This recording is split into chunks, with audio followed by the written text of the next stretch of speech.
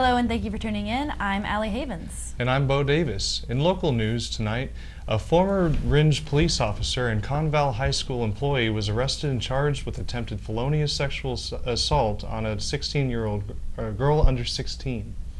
John Vargas Sofrino allegedly attempted to assault the girl on several occasions by coming into her bedroom and laying down next to her while touching her. He was reported on by a Catholic priest whom Vargas Sofrino contacted via Facebook. The priest felt so concerned he contacted the police. Vargas Sofrino has been suspended from Conval High School, where he worked with children with behavioral problems. He has been arraigned and released on $10,000 personal recognizance.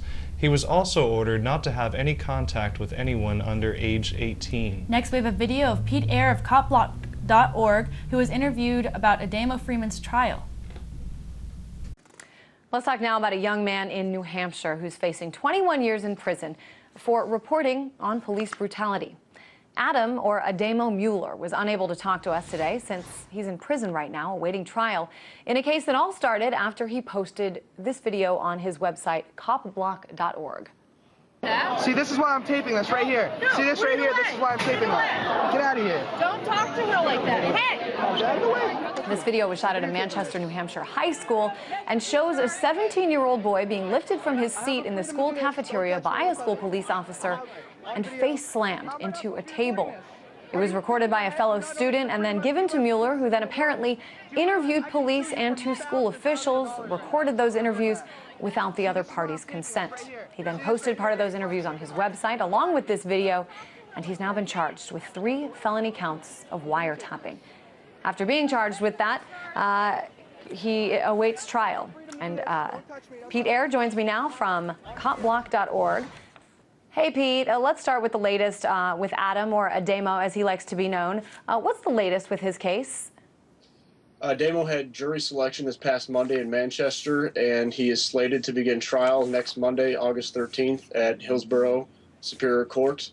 We're hoping to have a full court there, packed with a lot of supporters. We've been doing outreach about jury nullification, and it's been getting a lot of good media, so hopefully at least one of the 12 on his jury will act on their conscience or with logic and make the right decision. Ademo's facing 21 years for 3 felony counts of wiretapping. I know New Hampshire is one of 12 states that require two-party consent. The law is the law, of course, and it's supposed to serve the best interest of the public. I'm wondering, Pete, if you think that's the case here. I sure don't. To me, this is Ademo. He's a journalist, and he sought to hold accountable this public official, Darren Murphy, the West High School liaison officer who slammed the student on the table. He sought to hold him accountable because after the incident, the student was suspended and later expelled. They banned copblock.org from the school. They denied students the ability to pass out literature, and they essentially tried to cover for their colleague instead of if they really looked out for the student's best interests as they purport to do, they would have held Murphy accountable as he was the aggressor in this situation. So Ademo did what any good journalist would do. He attempted to follow up and ask questions and make the situation more transparent to everybody else.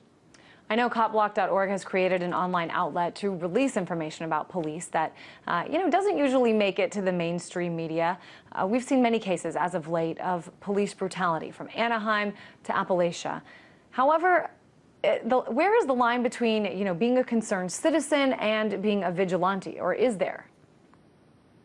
I personally don't actually like the phrase or term citizen. To me, it denotes that you're sort of a subject or a slave to somebody else. I've never signed a contract with anybody giving them the authority to dictate my life. But for me, CopBlock is it's a decentralized project. There's a lot of people involved, as you mentioned, but it's an outlet for me to try to inject the idea of self-ownership. And so it's not, I don't see the line between being a citizen or vigilante. I just think we each own ourselves, and if we each conduct ourselves as we want to be treated in relationships, then that's the best sort of safest, most prosperous society to live in. And right now, some folks with badges act as if they have extra rights, and those individuals are getting away with it because people allow them to do that. So what Ademo's doing and what folks involved with CopBlock try to do is just point out, hey, you don't have extra rights because you have a badge, and using a camera as an objective tool to document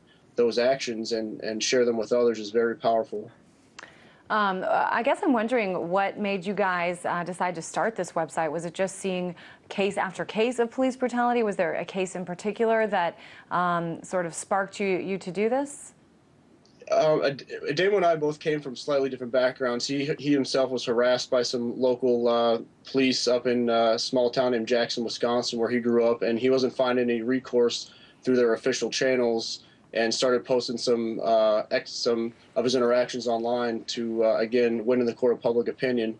I actually went to school for law enforcement and saw that I initially wanted to change things for the better from the inside, but saw that, that really wasn't possible. And now I'm to the point where I think every good or service, including policing, could better be provided through consensual interactions. So it's just a forum for us to share ideas, again, about self-ownership and to really strike the root, as Thoreau would say, instead of just dealing with issues as they come up, just really try to nail down and figure out why they do happen. And to me, it comes down to incentives. Currently, police suffer from perverse incentives. And it's not to say there's not good officers, but I would say those individuals, if they provide a good service that people would voluntarily pay for, that would be facilitated through consensual interactions, not through this top-down, one-size-fits-all system we currently have. It's really interesting, too, because this is a situation that really differs state to state. We put up a map of the 12 states where you need two-party consent, but I know we just saw in Boston, for example, the city of Boston agreed to pay a man there $170,000 in damages in legal fees, that to settle a civil rights lawsuit from a 2007 felony arrest for videotaping police. He was watching these police on camera roughing up a suspect.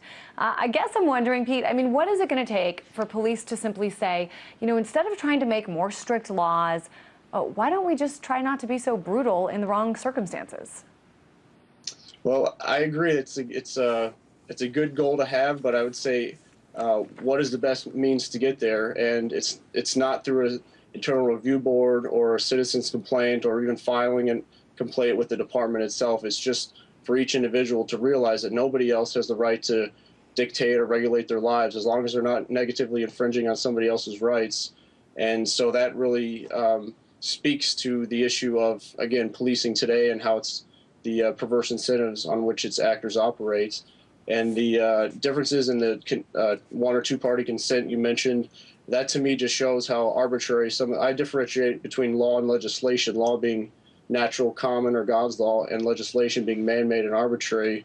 So here in New Hampshire, in the Shire, myself and a number of others have had our cameras and other filming devices taken from us, whereas you see in other departments, for example, Oakland PD has a video out with their PR person that says, "We never dream of taking someone's property. We encourage them to film us." And so it's just like, you and I know murder's wrong. We don't not murder someone because someone put it on a piece of paper. We just generally, people know how to treat each other and, for the most part, interact. And to have these distinctions based on arbitrary political boundaries, to me, just underscores the fact that it is, just words on paper. And in Damon's case, for example, he didn't hurt anybody, and the real aggressor is right now being protected by the system. Certainly an important discussion to have, especially in this age of cell phone video cameras and so much out there. Appreciate having you on the show. Pete Eyre with copblock.org.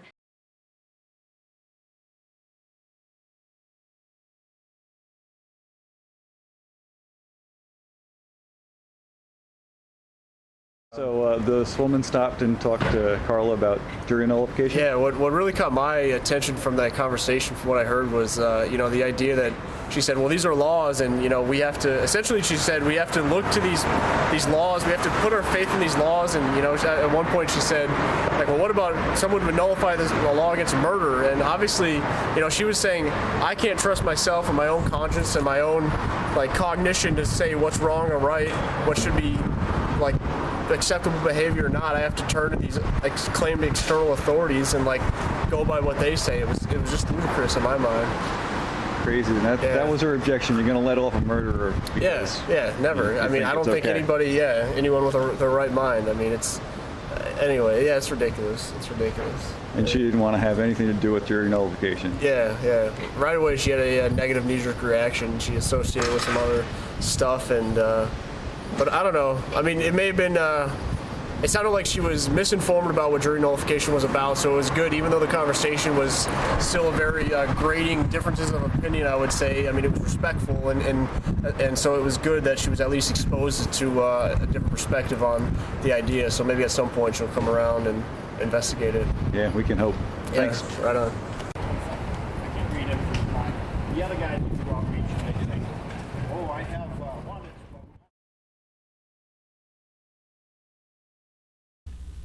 Ademo Freeman of copblock.org was on trial today for 3 counts of wiretapping. Updates were coming in via Twitter at the hashtag #FreeAdemo. Ian Freeman tweeted, "The government school principal claims that she is not a public official. She also stated that she believes the safety of the students is not at issue with a police officer on staff who was caught on film attacking a student." Daryl Perry tweeted that Captain Hopkins admits his actions would not have been different if he knew he was recorded. He also tweeted that the jury was instructed to disregard the potential punishment. Clyde Voluntarius tweeted that Ademo was allowed to argue jury nullification, and the judge instructed that the jury that if they found him guilty, they could acquit. At 3 p.m., Ademo was found guilty on all 3 counts and sentenced to 12 months with 9 months suspended. Good behavior for 5 years with 1 to 3 years in state prison. This is concurrent with his current sentence. So you and I both went to this trial, and it was an interesting one. It was probably the most dramatic trial I've ever been to, just because a lot of people showed up for this. People who are into jury nullification, news reporters, and just supporters of Ademo and Copblock. Mm-hmm. And a lot of people realized, I think, the story was more about the government covering up police brutality and trying to throw a wiretapping charge in it to try to distract from the real issue. And so I think it was hard to point that out to the jury, that this is really about police brutality. And Right. I thought it was real interesting that they didn't want to allow, they say it wasn't relevant or whatever, but the video footage of the police officer slamming the kid's face into the table, that right there was Ademo's motive for committing that crime. So like that should have been allowed in. Which is like just calling to follow up on it, which is what reporters are supposed to do.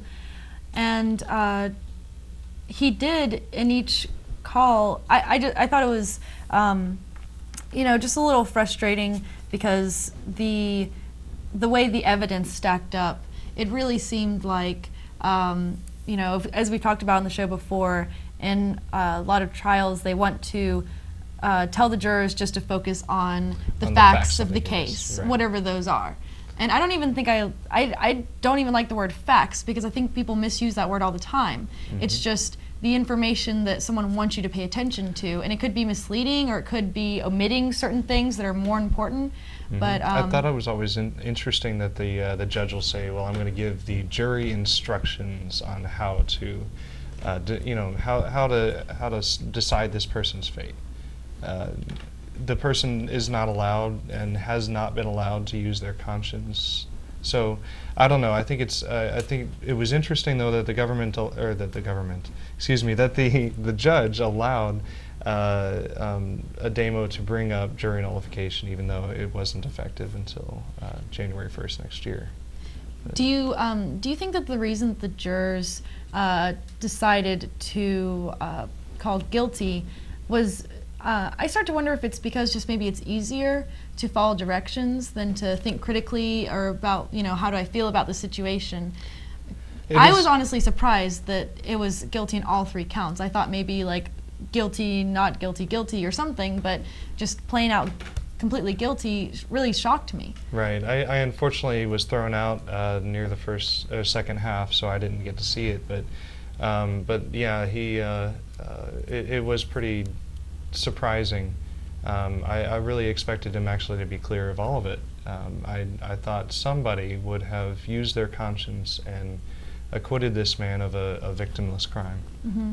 I also noticed a lot of logical fallacies. The prosecution was using appeals to authority left and right, just basically enshrining the law as if you find this man not guilty, then you don't care about law. You don't care about murder or theft or any victim, like crime in which victims were involved. It's not the same thing. And as a juror, I would be insulted if someone tried to make a correlation between this case and a murder case.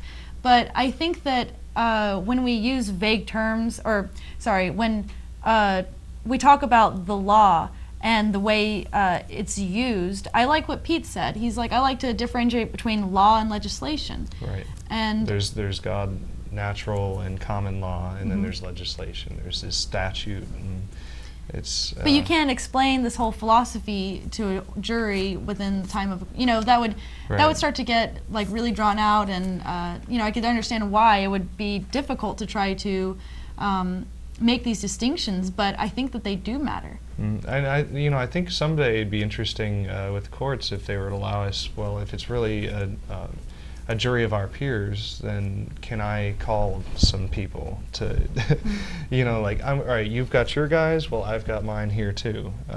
These are my peers that I'd like to introduce to the jury pool. Right. And we can pick through those.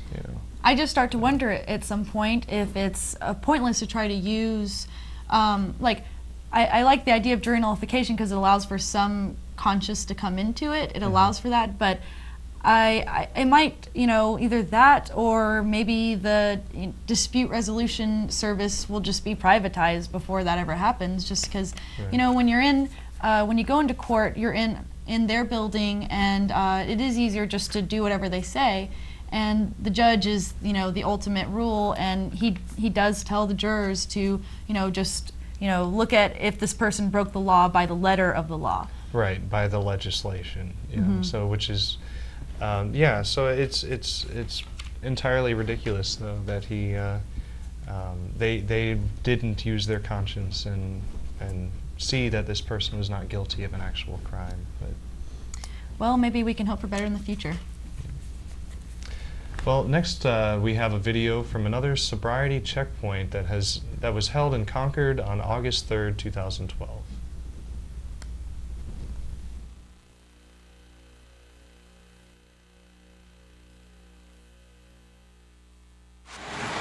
So suddenly there's 5 of us.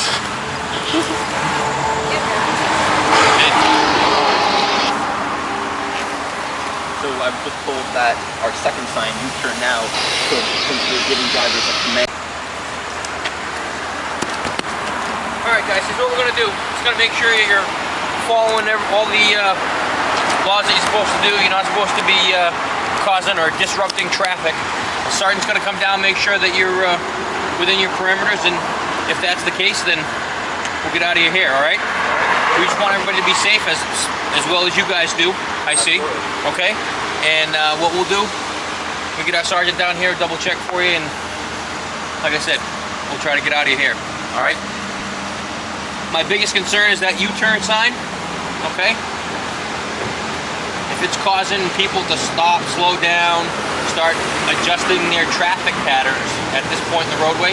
Obviously, this is a pretty busy intersection. Okay. Well, we didn't choose where you put the checkpoint offices, so. Nope. I didn't say that you did. Okay. It's not illegal. No. And I'm not arguing. I'm not arguing with you. I'm not arguing with you. I'm just telling you. Okay. Now we have a third vehicle. That we're here to make sure everything. 716 coming in. Okay. And lights out. If this becomes a distraction for drivers, then we'll explore other options for you guys. A safe place for you to be. Okay? All right. Fair enough? Nope. All right.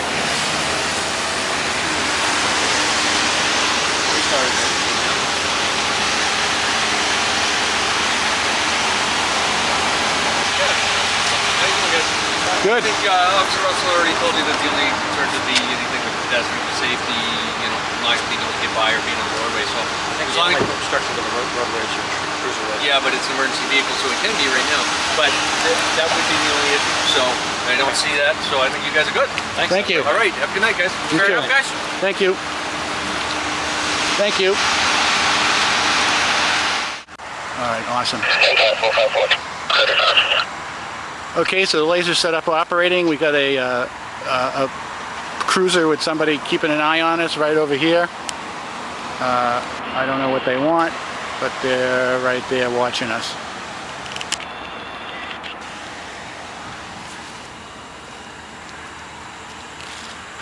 In the meantime, there's hardly any traffic. It basically doesn't even justify what they're doing. Well, of course, they're waiting until like 1 a.m., 2 a.m. when the bars close. Right.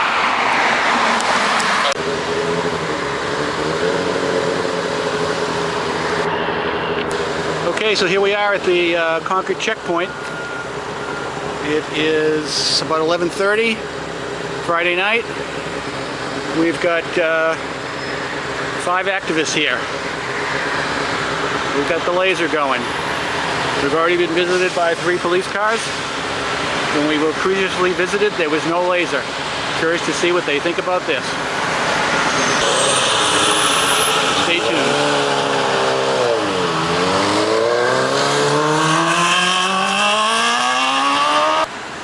They got frickin' lasers, man. 407, stop. 407, go on. 961, you're not near 167, copy, stop. 9. Is that your scanner, Bill? Yes. Alright. North Bay of Hutch, New Hampshire, 330-1595, arrest on the civic.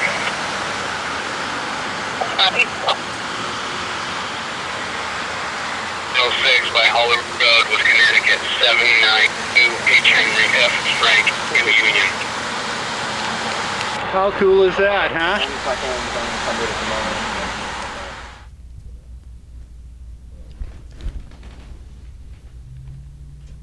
In national news, a Virginia mother has agreed to 50 hours of community service after her 4-year-old daughter used chalk to draw on rocks on Bell Island in Richmond. A judge determined that there was enough evidence to convict Susan Mortensen, 29, on charges of vandalism, but the charges are expected to be dismissed if she completes the 50 hours of work by January 3rd. The mother will have to scrape and repaint about 200 boundary posts around James River, but first she will have to remove all the weeds around the post. Miss Mortensen said, "I agree that the outcome is something I would agree with, and I thought it would help as far as doing community service." Legal analyst Steve Benjamin said in March that Mortensen should not have gotten the ticket in the first place. Quote, "Using sidewalk chalk to draw on some little doodle on a rock is not criminal," Benjamin explained. "If that were criminal, so would hopscotch, writing Johnny Loves Susie on the sidewalks." As far as the 4-year-old daughter, Mortensen said she had been traumatized by the experience. So I've covered this story before, so I've already gotten a chance to sort of talk about it, but this is quite the story because activists, adults, have been arrested for chalking and writing messages, and they were anti-coercive messages, and so the police, whose business is force, obviously they have a reason not to like that. But this is a child writing on a rock in a park. Right.